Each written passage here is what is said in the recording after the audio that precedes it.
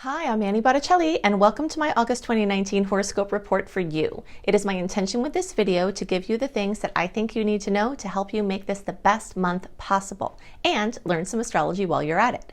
Definitely go to my website, anniehelpsyou.com, and see all of the resources I have there, including amazing new and full moon blogs to assist you in maximizing those power periods we have every month. If you are into how I teach and you want to learn for personal or professional purposes, check out my astrology apprenticeship program, also on my website, anniehelpsyou.com. Go to radicalprayerbook.com to see my new book, which is an Amazon bestseller, Radical Prayer, Transform Your Life and the World in 28 Days, which has become a beloved favorite of my fellow spiritual seekers. So what's in the stars for you this month? I'm going to go into lots of details, so let's check them out now. Hello Aquarius friends, I'm so excited to share the things I see for you for August 2019. We have a wild, wonderful month of new beginnings and lots of less stress than July. July brought huge changes from the eclipses for many people, and we do still have eclipse news coming in as a potential this month. But the flow of the planetary placements are in so much more harmonious connection with Aquarius placement. So that heavy emotion and that uncertainty of July is now breaking open into overstimulation in August as these planets move through Leo and make 180-degree angles with your placement, pulling you in different directions, but definitely activating and breathing life into a lot of areas of your experience. We've got Jupiter going direct, which is going to start making sweet aspects to Aquarius placements and expanding, starting the expansion frenzy that stalled out several months ago.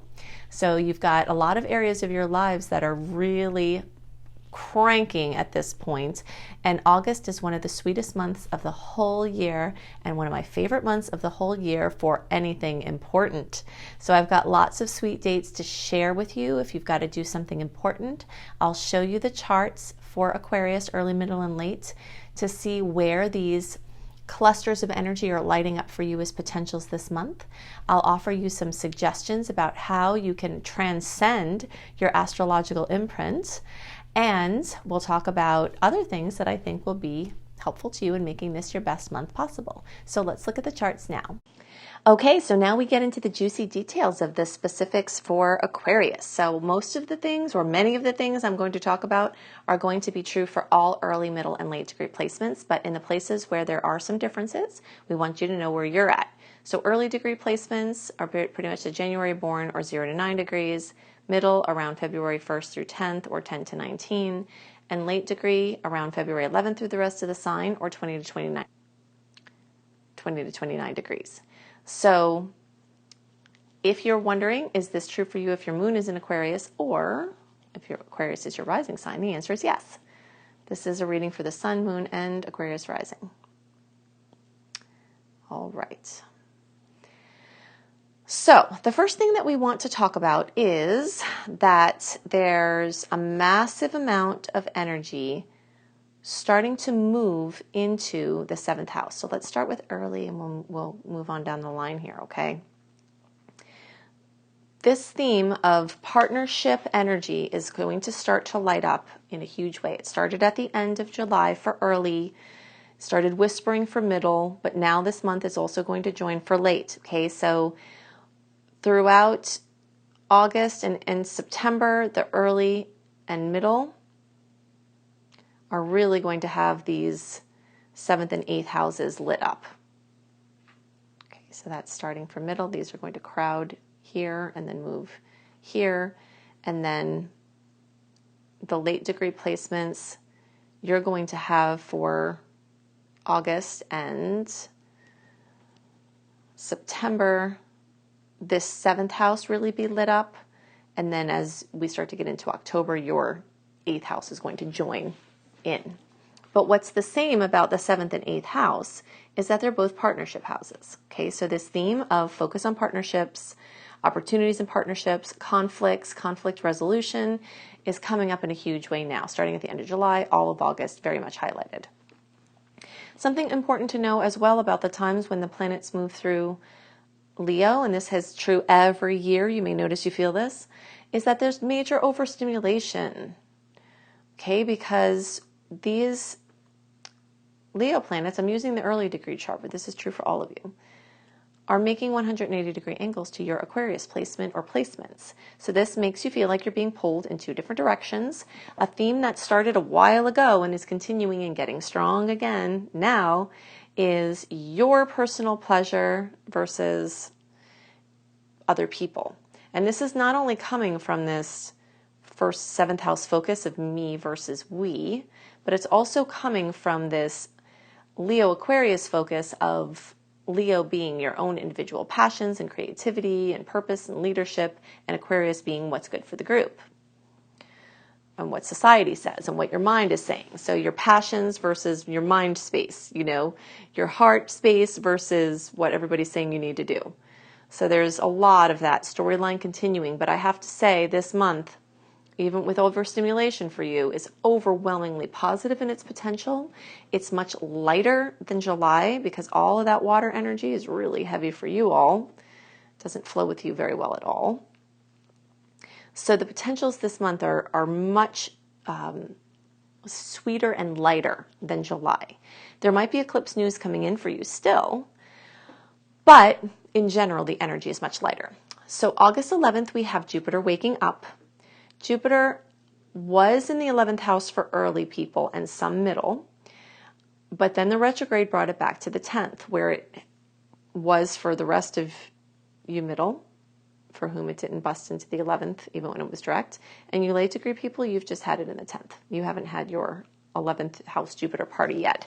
So as it wakes up, Jupiter wakes up on August 11th, things that may have been stalled out, and this is for early, middle, and late, things that may have stalled out in your work sector can start to enhance and have life breathed back into it. So if you're like having opportunities come to you, but it's like dogging you and it's feeling delayed and, you know, there's uncertainty, this month could definitely bring the push forward with the potentials that may have come up. And if the potentials didn't come up, they could come up now.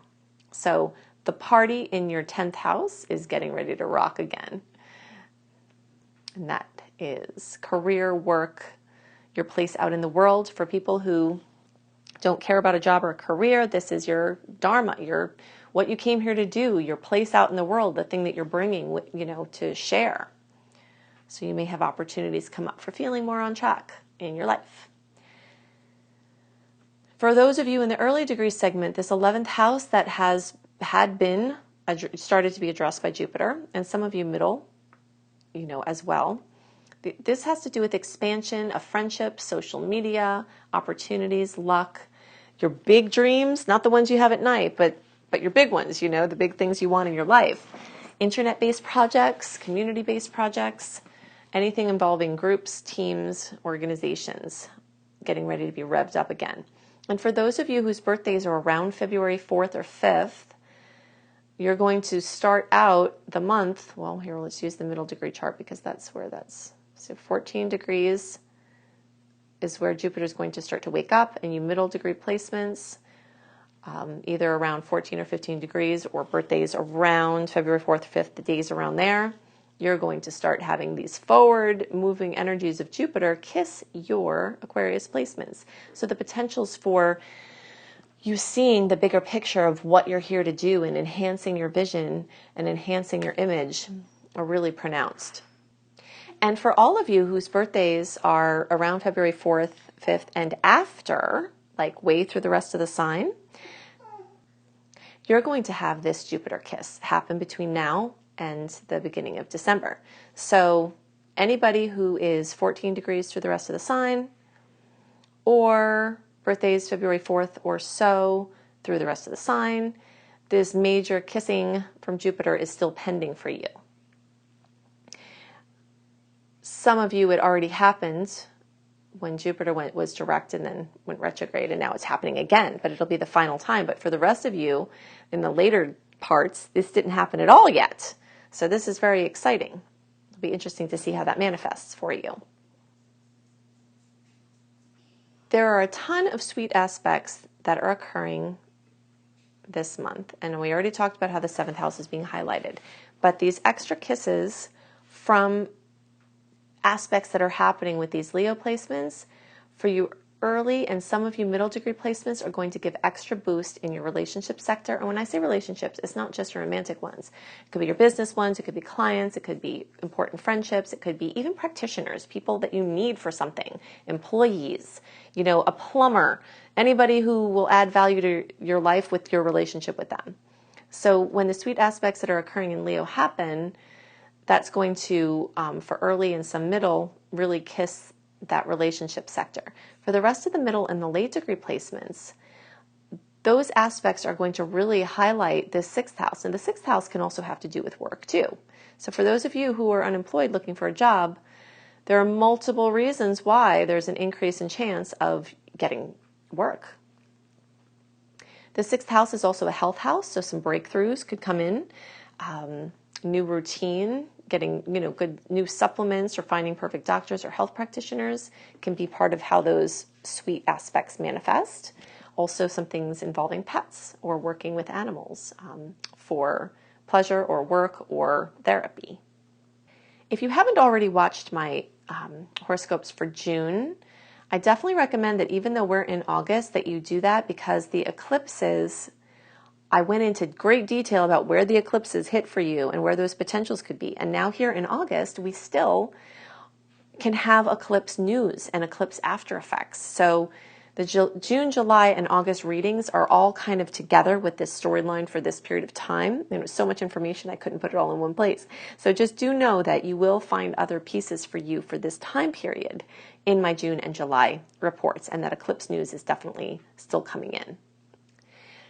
Even though those Leo aspects, when they happen for some of you middle and the rest of you late, are going to be in the 6th house and not the 7th, the Virgo aspects that are sweet in like the last week or a little more of the week than in the month, those are going to happen for the rest of the middle and the 7th. The late degree in the 7th. So all early, middle, and late degree Aquarius friends are going to have major potentials in this relationship department, like the same kind of things that I talked about before, the practitioners and finding perfect help and things like that. So if for different reasons, you can't see it here because right here it looks like all that's in Leo, but all of those are going to start moving into Virgo. And as they do, and some of those aspects start occurring, they're going to be here in this 7th house.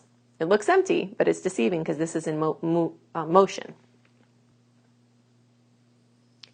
Okay, so before we go on to the general transits, I wanted to talk about how the energy of the chart can show us karma, not only from our own soul's perspective, if you believe in that, but also from the bloodline. We are carrying genetically transgenerational patterns, habits that come in as a potential through the bloodline, and then they're nurtured in through belief systems that we have from our family and the consciousness of the time.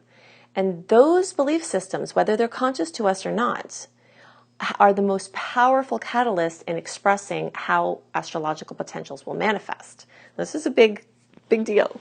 Okay, so what's important to note is that the beliefs will create our reality.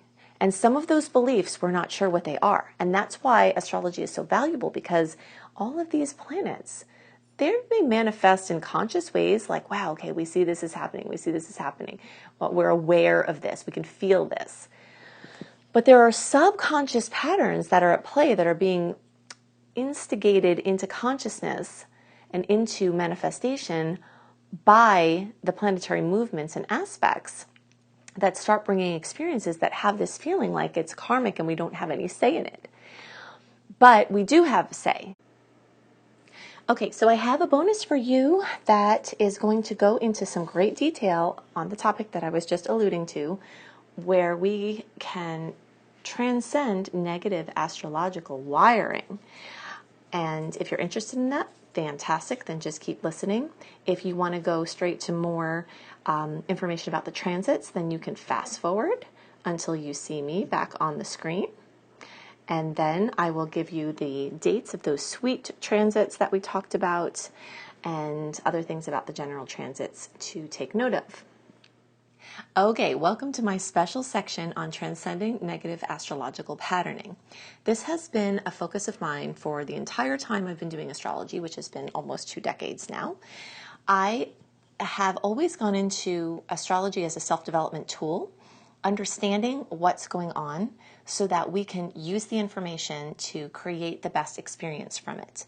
Now, the more you follow astrology and you start to see the amount of things that are true that you can see in there, both from your wiring and the things occurring in the stars, then you start to, some people will start to get a fatalistic attitude towards it and think, wow, since all of that's in there, I must be doomed to continue experiencing that. And for many people and in many instances, that is actually occurring if you are not actively clearing the negative astrological patterning.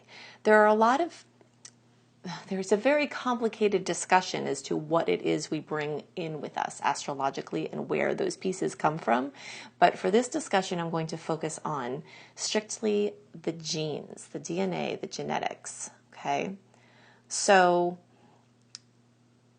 this has to do with our ancestry, our bloodline, and things we pull in genetically. Now, we don't just pull in medical issues genetically. We don't just pull in how we look genetically. I believe that we pull in belief systems, and as we are imprinted with these potentials in the genes, we are then in a situation where nurture, our environment, can help to express those potentials or help to express different potentials. So, if you're feeling trapped in something that has been a pattern in your life, whether or not you also notice that that was a pattern in your genealogy, there are ways that you can get the better end of that. If there's something awesome programmed in, like you're a math wizard or an artistic genius, then yeah, we want to keep that, right? But we're talking about the negative astrological patterning, these belief systems that are creating our reality, a lot of times completely out of our awareness. And even when you start to become aware that it's in there and you're creating from it, the task of clearing it up is, very rigorous self-development. But it can be done. Those subconscious programs have to be dealt with because those are creating the environment for your cells, for your DNA to actually express. So I want to talk about a scientist. His name is Bruce Lipton. He's a stem cell biologist. You can find Bruce Lipton on YouTube. You can get his book, The Biology of Belief. Okay, this is landmark stuff here. And it directly relates to astrology because astrology shows us genetics, that we come in with. And I'm seeing this more and more all the time. All kinds of genetic issues and genetic tendencies are being carried over. You can see them in the chart. Okay, so the biology of belief, you can find that to go deeper into this. But basically what happened, okay, so I'll give you the story of what's gone on because this is going to help empower you with the goal of transcending negative astrological patterning to understand this from a scientific perspective. Okay, so the basis of the biology of belief is that genes do not control life. Okay, that's a big bomb, right? Big bomb. So when Bruce Lipton was doing experiments that brought this epiphany, he was going into a cell and removing the structure called the nucleus. Okay, so the nucleus is the structure that contains the genes. So if genes control life and you throw away the nucleus, then there shouldn't be anything to control life in the cell, right? Okay. So he explains that there's a joke that the cells can live for 2.5 more months with no genes at all. And they still carry out all of the complexities of life.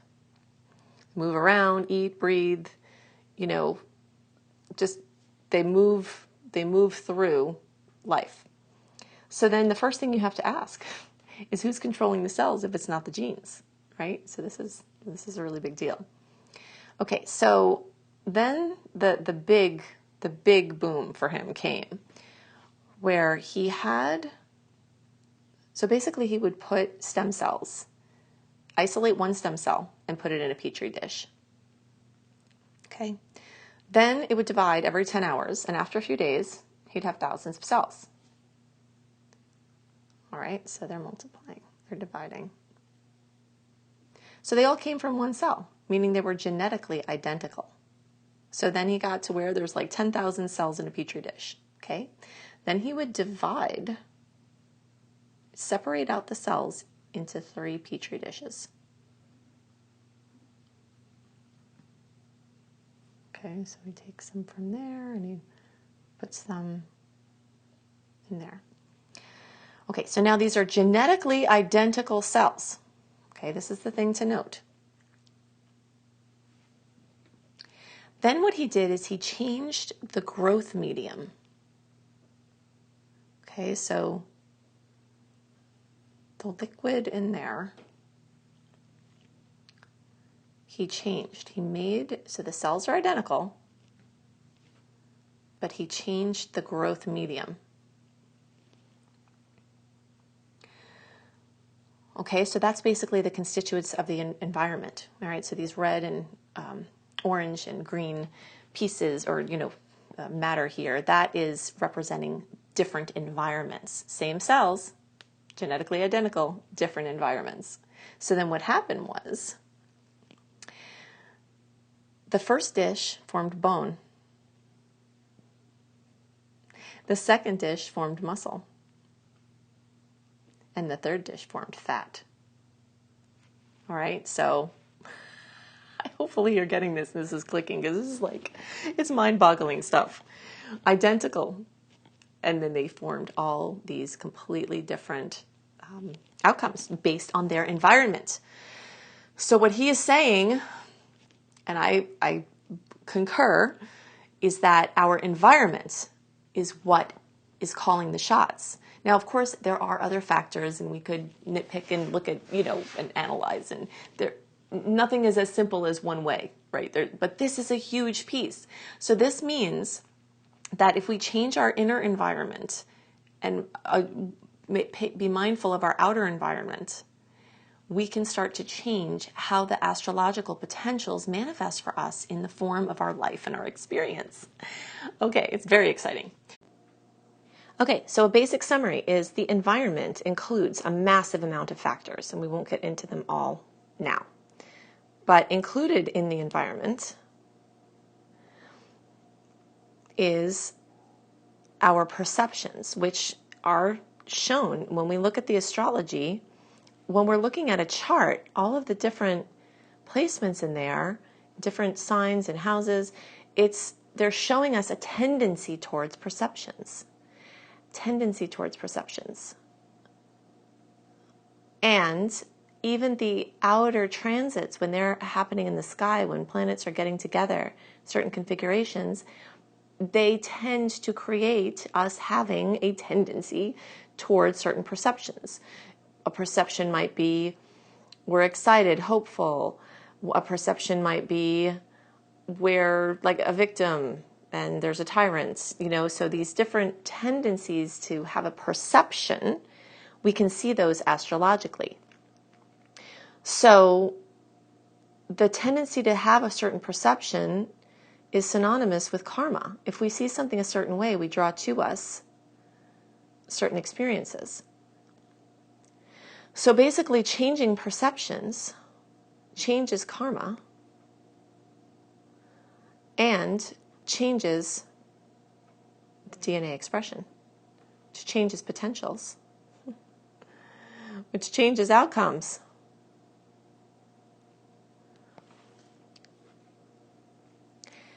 So we can basically have more say in our lives by changing our perceptions. Seeing how the perceptions we have are creating our experiences. And sometimes they're deep inner, unconscious, subconscious perceptions, but you're having a certain perception because of the outcome. Like if you are having trouble with money, you know inside you have a perception that you can't earn money, that you, for whatever different reasons, you know, if you have a perception inside that you can't trust partners, well then you pull in people that aren't trustworthy, you know, things like that. So pinpointing perceptions, which you can do very nicely with astrology, shifting the perceptions with tools, like I always, you know, suggesting EFT and many other things, help to change those perceptions. And that changes the environment, which affects the whole cascade. It's very empowering. It does create a need for accountability, though. Like, our current circumstances are sourced within us and outside of us, but because that's part of the environment, but our inner environment, we can affect our perceptions, and then we can still change all of that. So you can see from all of this why I always talk about inner work and why I can't separate astrology from coaching or suggesting inner work and self-development, because how you experience the stars is going to depend on your perceptions. And if you want to have a better experience, you have to change the perceptions. Well, then you have to use the tools to change the perceptions. And that goes from a victim mentality to true empowerment, that we have the power. So you have the power. You have the power to change your life. You just have to be diligent, consistent with effective inner tools. I'm calling the theme of August 2019 for all signs, happy surprises abound. This is one of my favorite months of the whole year for sweetness and magic and wonderful things. There are way more sweet aspects this month than there are salty ones. And in fact, we really only have two little troublemakers that I'm most concerned about, where everything else is just sweet. Now, do note that because we are so soon after the eclipses, that earth-shaking eclipse news can still be coming in from July, but they're not coming in from the aspects in August. Those are carryovers from these major events in July. If you haven't already watched my June and July reports, then definitely check that out, because there are pieces in there that are very relevant for this whole period of time. And in the June report, I go into the details about how each eclipse worked your sign individually. So I see those reports as a sister companion to this report as well. So this is a very unusual month. It's very rare that we have like at least 12 beautiful aspects and only 2 difficult ones. So we do have a couple of things to look out for. So I'm going to go into those things. The first thing we need to know is, besides the eclipse changes that are coming in and are starting to set foot, that's definitely still very current in August. If you had things come to you in July and you were holding off to officially sign or to officially put things into motion for the opportunities that came to you in July, I love the middle of August and after for that. There are some sweet days in the first half of August, but those are for more short-term contracts or ones of lower stakes. I am going to go into the dates that I love most for what here in a second, but just be aware that Mercury went direct right at the very end of July. So really at the beginning of August, we're very much covered in Mercury retrograde, and really until August 15th, there's, confusion or uncertainty or still ironing things out, or kind of like temporary or bridge agreement type of energies. But it is a good time to wrap things up, but a lot of new things are also going to be coming in. So that's exciting. So the whole month is definitely very sparkly with zesty Leo energy. And this is burning bright with creative potential. This is, a wonderful month full of the combination of zest from Leo and grounding Virgo. And whenever we have energy like that, it really helps us to be super productive, because there are so many potentials crackling around, but then we also have this, wherewithal and focus to do something about it. So it can really bring substance to that glowing creative potential. It's a truly magical time in the cosmos. So this is one of my favorite months of the whole year for taking big steps, for basking in glory of events that led up to come to fruition now. So basically for projects that have a shorter term intention, like a 6 to 9 month project, or something that is just a carryover of something you've been working on, August 7th, 8th, 11th, and 13th could be great for that. For the ones that you are doing like a major launch, big steps, life-changing decisions, long-term things, long-term commitments. My favorite dates are the 21st, the 26th, the 28th, the 30th, and the 31st.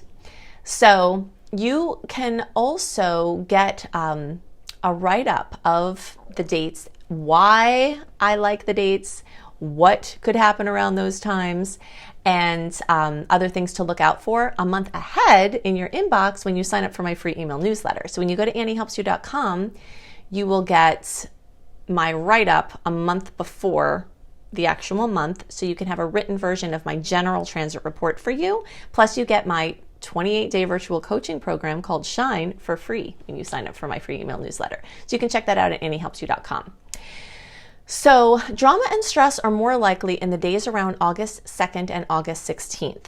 Those are the only times where, now, like I said, not to say that drama can't come from something in your personal chart. Our personal chart is something that we can't really take into consideration when we're looking at horoscopes, because there are so many individual factors in your individual chart that we can't see in the horoscopes. But from the general horoscope perspective, it's very clear sailing. So I'm just going to point out the challenging ones.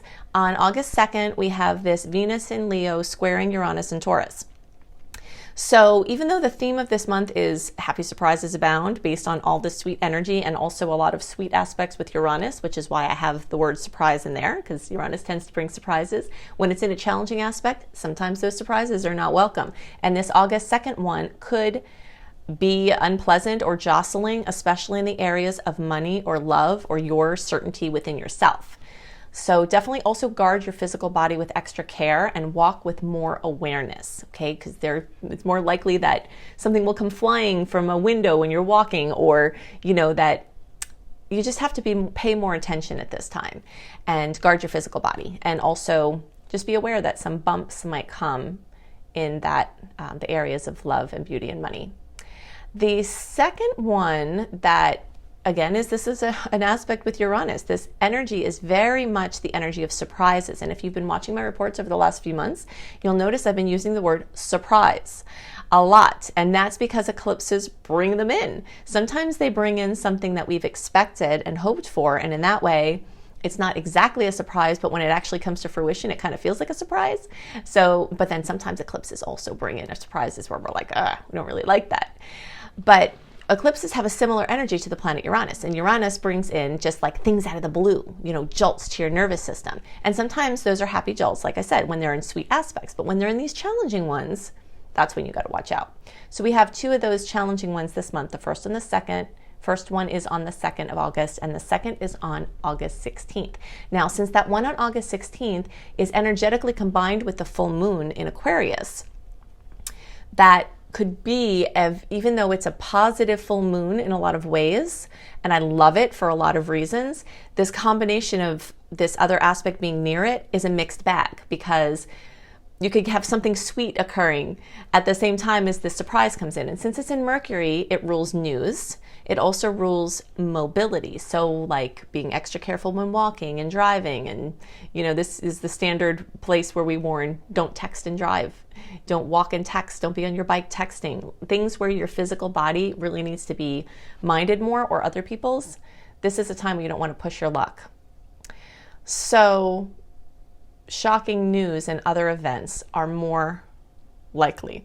I have seen this manifest as a pleasant surprise, even though it's a difficult angle, but one that brings either exhaustion or some sense of like overdoing, or like you're being challenged in the way that something surprise has come in, but now you have to make room for it in an otherwise also very busy schedule already. So I have seen it manifest that way. But everything else is just sweet, sweet, sweet, sweet, sweet. So those are the things that are most on my mind for the general transits, is just a lot of sweetness. Definitely go to my website, AnnieHelpsYou.com, sign up for my free email newsletter. You'll get to see more details about why I like those days that I listed, and what my why I think that they're amazing times for launches. So I go into like an itemized look at each day and each transit in that report. So if you love the way I teach and you want to learn astrology for personal or professional purposes, I can train you how to be a professional astrologer, and I can also assist you to just use it for yourself and your friends. You can check my program out, Astrology Apprenticeship Program, at anniehelpsyou.com. And if you like written horoscopes by me, you can go to cozybysweetstarlight.com, and a month early I have up more simple, less detailed, but still very helpful because they're written and they've got very important pieces. And a lot of times I talk about different things for your sign than I talk about in the videos. So they're complementary in that way. So you can check those things out. Look at my book, radicalprayerbook.com, or you can just search for Annie Botticelli, Radical Prayer on Amazon. My wonderful little book of prayers and affirmations to help you live in your highest expression. You can see that at radicalprayerbook.com. And check out my husband's website, B.R. Newman, I Am Helios, IAMHELIOS.com, where you can see all the goodies and the things that he's getting himself into now that will be very helpful for you as well. So I hope you have a wonderful month, and I'll see you next month. Bye!